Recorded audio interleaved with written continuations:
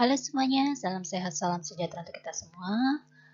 Kembali lagi dengan mata kuliah ya, pengantar teknologi informasi dan komunikasi, di mana pada pertemuan ke-9 kita akan membahas mengenai perangkat keras teknologi informasi dan komunikasi terkini.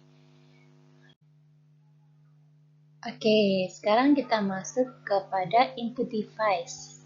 Input device berarti merupakan alat masukan. Ya, apa aja sih alat masukan itu? Pertama ada keyboard, kemudian ada mouse, ada joystick, ada digitizer, scanner, OCR, optical character recognition, ada light pen, ada barcode reader, ada pembaca kartu cerdas. Oke, sekarang kita akan masuk ke input device yang pertama, yaitu keyboard. Keyboard, siapa sih yang tidak tahu keyboard? Ya, pasti tahu semua ya, bentuk keyboard seperti apa dan fungsinya untuk apa ya. Keyboard itu merupakan alat masukan ya. Nah, biasanya itu dalam bentuk papan ketik yang berisi tombol, huruf, angka, dan tombol khusus lainnya. Oke, kemudian ada mouse ya. Mouse itu merupakan alat kecil yang menyerupai tikus yang dapat digunakan dengan satu tangan. Oke. Nah, ini adalah contoh dari keyboard. Ini contoh dari mouse-nya. Kemudian ada joystick, ya, alat yang dapat menggerakkan suatu gambar atau kursor tertentu dalam layar monitor. Ya. Nah, ini contoh dari joystick, ya, biasanya kita gunakan pada saat bermain game. Ya.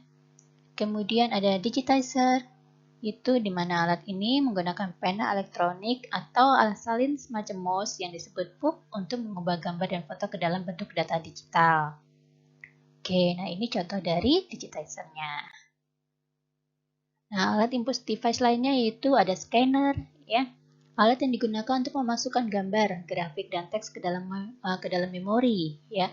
Memori komputer secara cepat dan mudah. Nah, ini contoh dari scanner.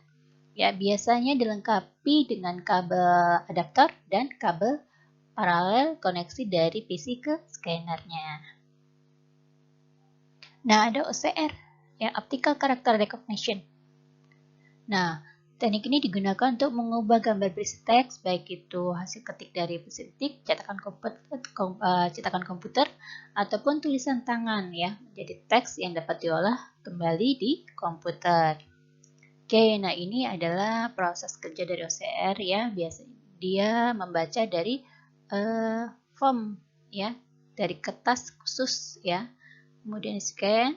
Nah, prosesnya seperti ini. Kalau zaman dulu ya, ibu juga merasakan sih kuliah itu ya pada saat ujian menggunakan OCR. Tapi kalau kalian sudah tidak ya, sudah bentuk digitalisasi, kuliahnya sudah online ya, ujiannya pun sudah online.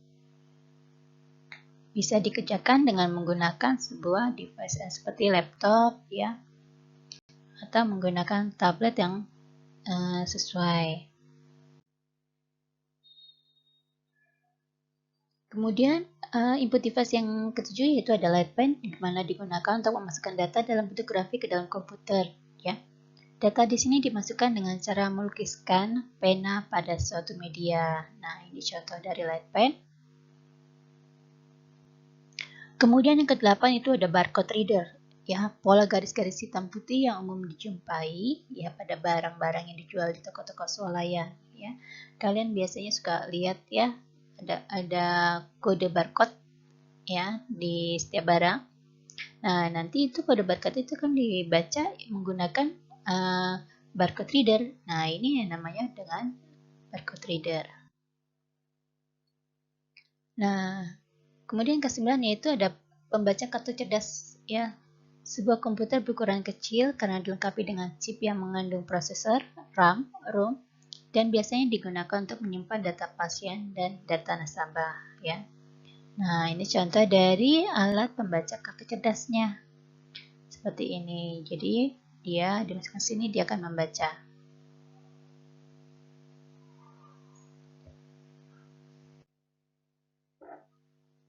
Oke, selanjutnya kita akan membahas mengenai output device. Kalau tadi sudah input, ada output. Ya, output adalah merupakan suatu alat yang nanti akan menghasilkan sebuah keluaran. Apa aja sih ya? Nah, nanti ada soft copy dan hard copy, di mana nanti ada contohnya. Yang pertama itu monitor. Dari teknologi yang digunakan, monitor itu dibagi menjadi dua. Ada tabung sinar katoda atau CRT, ya. Tapi sekarang sudah jarang sekali kita temui, ya karena bentuknya itu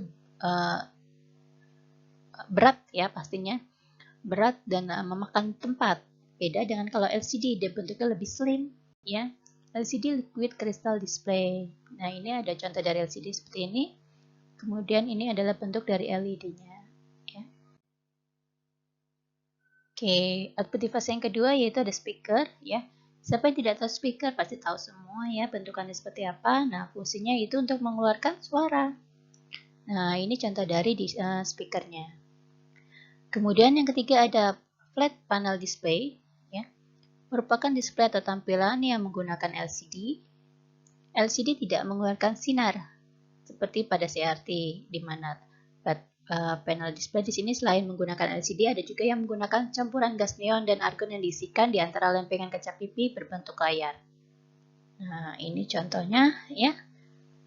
Flat panel display yang biasanya bisa digunakan pada saat presentasi ya. Dia berukuran lebih besar, bentuknya pipi ya, berbentuk layar. Kemudian ada hard copy ya. Printer ya. Printer adalah suatu elemen output device yang menghasilkan data, gambar, atau grafik dalam bentuk cetakan. Nah, cara kerja dari printer itu dikelompokkan menjadi, yang pertama ada impact printer ya dengan ketukan. Nah, itu contohnya ada DC well printer ya, itu mirip sekali dengan mesin ketik. Biasanya pengguna proses kerjanya itu berisik ya. Kemudian ada dot matrix printer ya, memukulkan jarum pada head. Nah, contohnya itu ada dot matrix ya, tipe LX300 ya. Nah, ini contoh dari mesin printer yang dot matrix.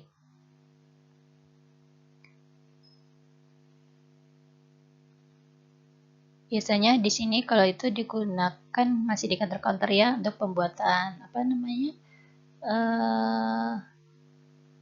faktur pajak atau invoice ya mungkin ya yang rangkap ya, misalkan yang carbon copy-nya dia masih menggunakan carbon copy atau biasanya ada tembusannya ya. Nah, itu kalau kita bisa digunakan jenis dari dot matrix printer. Nah, untuk non-impact printer ya, tanpa ketukan, ini ada inkjet printer ya, dia caranya menempelkan lautan kimia. Contohnya ada inkjet printer tipe BJJ 2100 SP.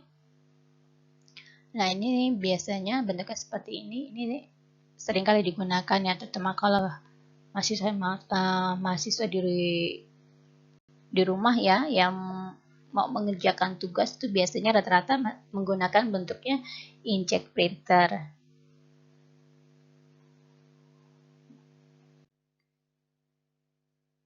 Kemudian ada laser printer ya. Dia menggunakan sinar laser ya, mirip dengan mesin fotokopi. Kemudian ada thermal printer ya, di mana jenis printer menggunakan teknologi panas untuk mencetak gambar atau teks pada kertas. Nah, printer ini biasanya digunakan untuk mencetak struk pembayaran, label, dan tiket. Oke, itu contoh thermal printernya itu ada Pasar 850 MDPE. Nah, ini contoh dari laser printer ya. Dia suaranya lebih halus dibandingkan dengan tadi ya, inkjet printer atau yang dot matrix ya. Nah, ini contoh dari thermal printer. Nah, kalau thermal transfer itu jenis pencetakan yang dilakukan pada pita ya. Tinta dari pita di sini ditransfer ke bahan yang akan diaplikasikan. Kemudian kalau electrostatic printer itu menggunakan kepala cetak yang berisi jarum-jarum besi yang diberi aliran listrik. Nah, ada plotter ya, hanya untuk mencetak gambar teknik ya, baik grafik atau sebuah rancangan. Biasanya di sini kita menggunakan sebuah aplikasi ya, aplikasi AutoCAD salah satunya. Nah, oke. Nah, ini adalah bentuk dari thermal transfer. Nah, ini adalah bentuk dari electrostatic printer, ya. Bentuk dari plotter. Nah, sebetulnya plotter ini merupakan masih satu jenis ya dengan electrostatic printer.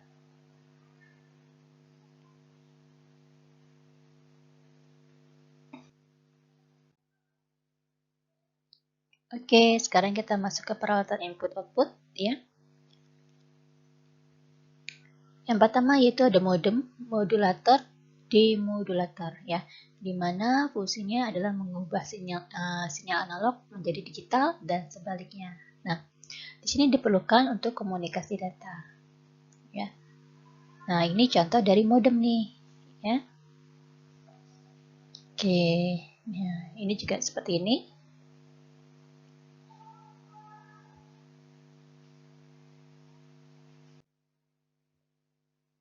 Oke, kemudian ada konsol atau terminal ya, alat komunikasi antara operator dengan komputer sehingga merupakan alat atau device yang melakukan fungsi input dan output.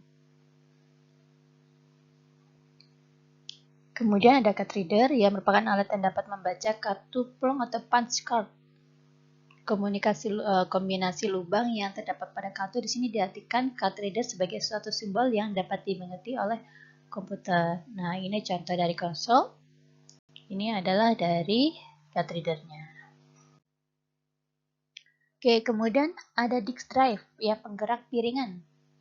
Merupakan penggerak untuk pemakaian media floppy disk ya atau disket sebagai memori eksternal. Ada flash disk, merupakan alat penyimpanan file yang berupa NAND yang memiliki alat penghubung USB yang terintegrasi. Nah, ini contoh dari disk drive ya. Seperti ini. Nah, ini nanti kita menggunakan floppy disk ya. Nah, kalau sekarang kita sudah tidak menggunakan lagi ya. Kalau flash disk kita masih menggunakan. Tapi kalau bentuknya CPU ya, biasanya masih ada disk drive-nya. Disk drive kalau floppy disk yaitu disket kita sudah tidak ada, tapi kalau CD kita masih menggunakan. Ya.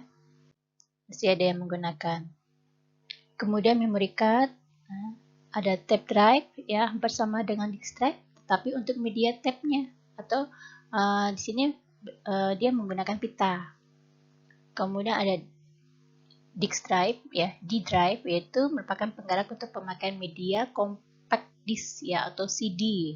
Nah, nanti CD itu ada bentuknya berupa piringan ya. Nah, ini contoh dari memory card. Ini bentuk dari tape drive-nya. Ya, di sini bentuknya tebal ya. Nah, ini adalah disk drive-nya nih. Nah, ini adalah bentuk dari CD-nya, compact disk-nya. Kemudian ada CD read writer ya, CDRW merupakan alat membaca dan menulis pada compact disk. Nah, bentuknya sih tadi sama saja ya seperti ini, seperti sebelumnya. Kemudian ada Central Processor Unit atau CPU. Nah, CPU merupakan jantung dari komputer ya, yang mana merupakan pusat pengolahan serta pusat pengontrolan dari seluruh sistem komputer yang sedang melaksanakan pekerjaannya. Nah, ini contoh dari CD writer. Ya, bentuknya seperti ini. Nah, ya dia fungsinya adalah bisa membaca dan menulis gitu. Kalau CD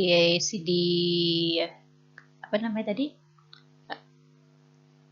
CD Drex-nya CD writer ya. Atau CDR itu berarti dia hanya bisa membaca. Ya, dia tidak bisa menulis. Nah, ini adalah bentuk dari CPU-nya.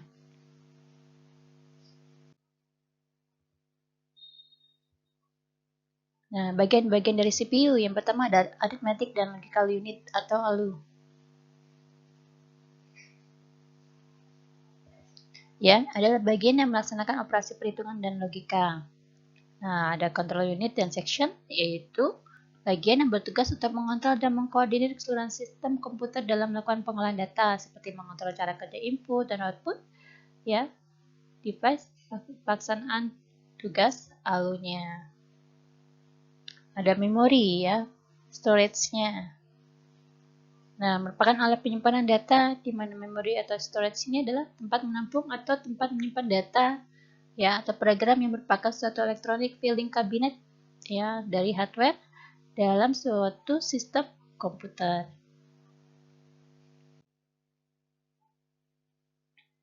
Oke, kemudian ada beberapa istilah yang terdapat dalam memori, yang itu kalau kita lihat dari kebutuhannya, ada primary memory device ya.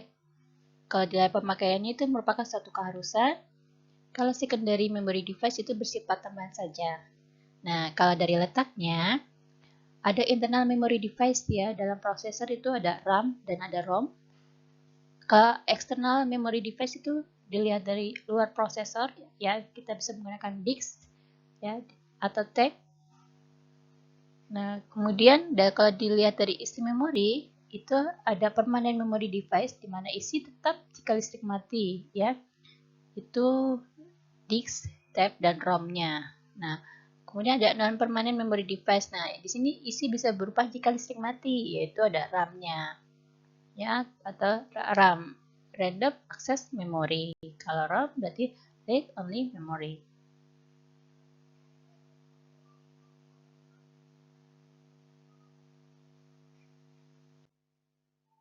Oke, kalau kita lihat dari kebutuhannya ya, berdasarkan kategori memori penyimpanan, ada primary memory, di mana diukur dengan 1 byte dalam satu waktu, secara relatif dapat diakses dengan cepat dan bersifat volatil.